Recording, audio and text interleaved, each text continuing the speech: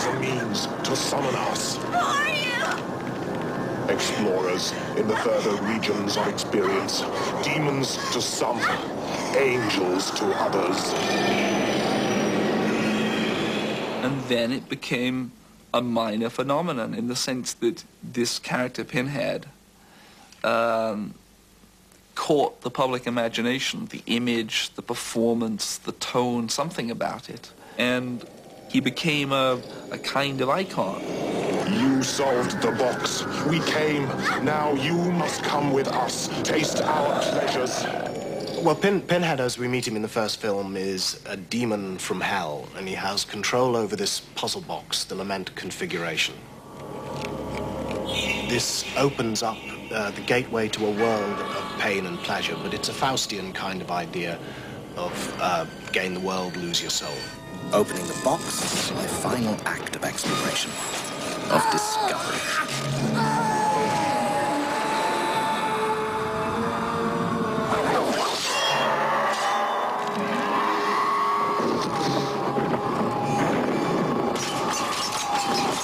I found the monster within the box.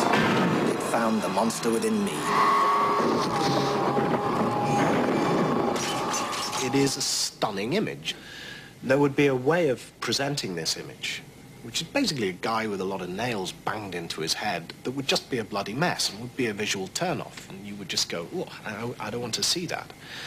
The reaction I always get from people the first time they see me with the makeup on is they go, wow. Jesus Christ! Not quite. It's hard to look back now and realise the impact that Hellraiser had at the time. My own responses to the scene in which Frank emerged from the floorboards, or the first scene in which the Cenobites appear, were ones of complete dread.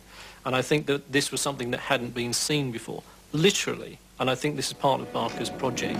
It is a sense in getting away from the old notion that what is implied is much more powerful than what is seen.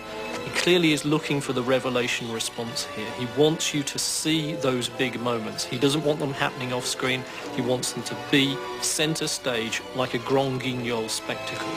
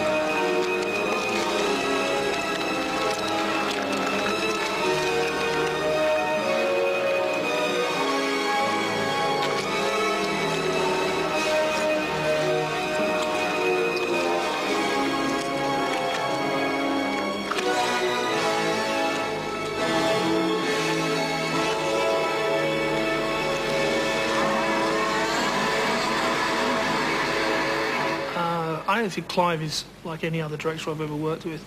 He's got a vision that's clear.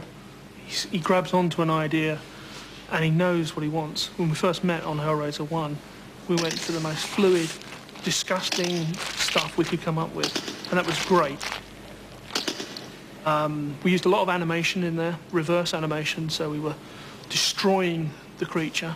We were literally melting it down with huge, great heaters, and the wax would run off, and we'd pull strings and wires and cables out of the wax. So in reverse, these would look like veins that would crawl in, and then the flesh would crawl over them. There's a sort of strange thought out there that somehow what we do is evil and wrong. But I have to disagree with it, because I think what we're doing is just tapping into the feelings and the sense that's in everyone. I think people can't accept that this outer shell is only the outer shell. It's just the layer that we happen to see. All the bits inside are us as well. And why that revolts people, I still don't know. But, you know, it does.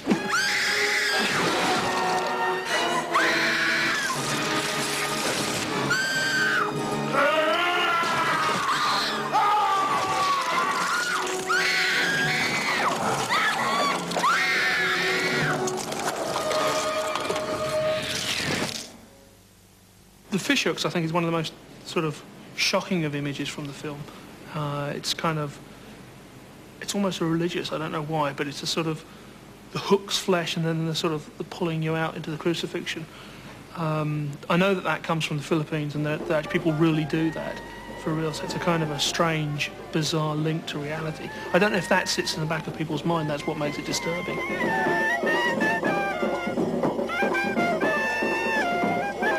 I've never been terribly interested in going to a movie and coming out and saying, let's go get a pizza. I mean, I want to feel something, and I don't mind if that feeling once in a while, not all the time, but once in a while, is one of disgust.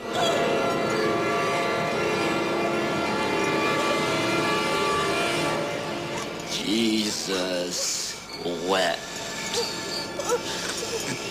It's as vital to have access to the darkness as it is to the images of transcendence. And I think one of the things that we do in our culture is marginalize the stuff we don't really want to know about. And by doing that, curiously, maybe empower it in a bad way, so that it erupts in strange fashions.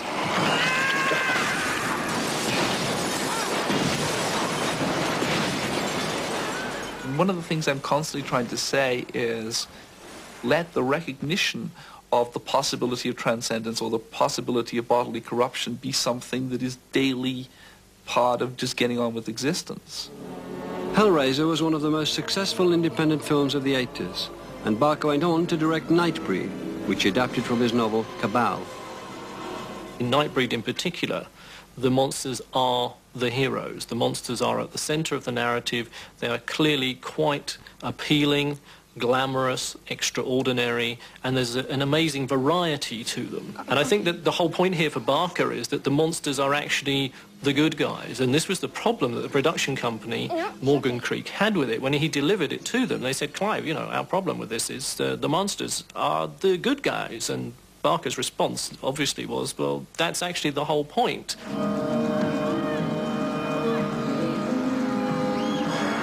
Clive's basic idea for Nightbreed was he wanted to create a world of monsters. All the way through the shoot, we'd still come up with creatures, and we'd invent creatures and create creatures. I think we created like 300 creatures in the end. It was a very interesting process to make that many and still keep coming up with the ideas. A lot of the time, you can build things that just aren't going to make it onto the screen. And I'm afraid this little friend here is an example. And rightly, I think, Clive decided that this was too much. There are limits, and this is probably one of them.